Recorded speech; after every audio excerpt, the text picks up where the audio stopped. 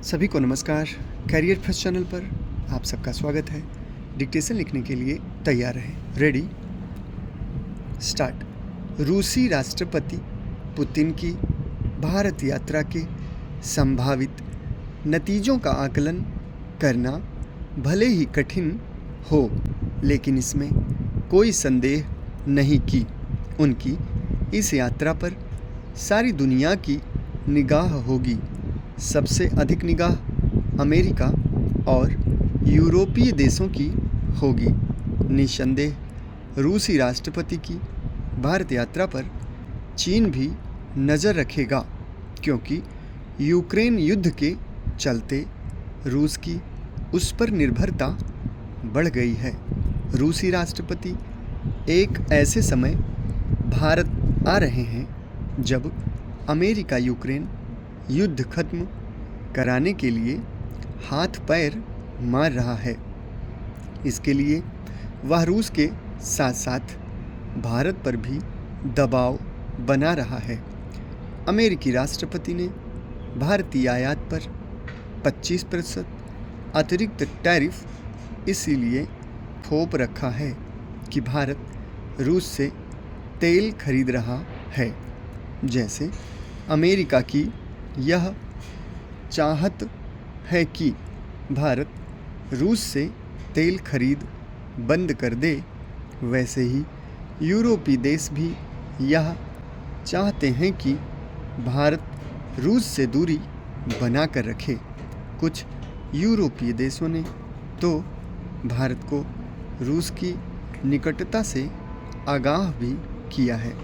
यह बात और है कि वे स्वयं रूस से ऊर्जा की आपूर्ति कर रहे हैं। यह तो तय है कि भारत रूस से अपने संबंधों को आगे बढ़ाने के क्रम में अमेरिका और यूरोपीय देशों की चिंताओं की अधिक परवाह नहीं करने वाला, लेकिन इस तथ्य की अनदेखी भी नहीं की जा सकती कि उसे अमेरिका के दबाव में रूस से तेल खरीद में कटौती करनी पड़ी है।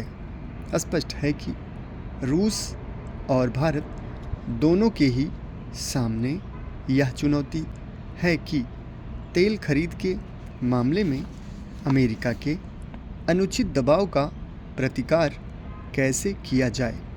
भारत को यह प्रतिकार करते समय इसका ध्यान रखना होगा कि इससे अमेरिका के साथ होने वाले व्यापार समझौते में कोई बाधा न खड़ी होने पाए, चूँकि रूसी राष्ट्रपति अपने कई मंत्रियों के साथ भारत आ रहे हैं और वे 2 दिन प्रवास करेंगे। इसलिए यह तो स्पष्ट है कि दोनों देशों के बीच विभिन्न क्षेत्रों में बड़े समझौते होने वाले हैं।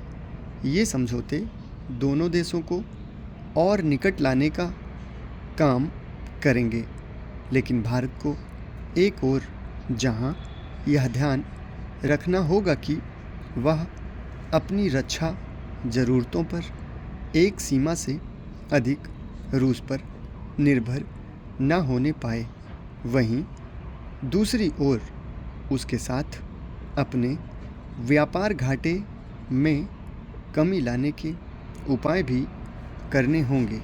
यह ठीक है कि दोनों देश आपसी व्यापार को 100 अरब डॉलर तक ले जाना चाहते हैं। ऐसा इसलिए है क्योंकि भारत ऐसी वस्तुओं का निर्माण करने में सक्षम नहीं जिनकी रूस को ज़रूरत है।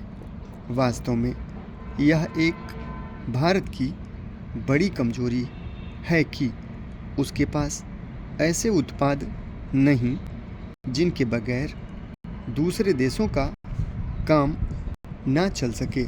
समाप्त। धन्यवाद।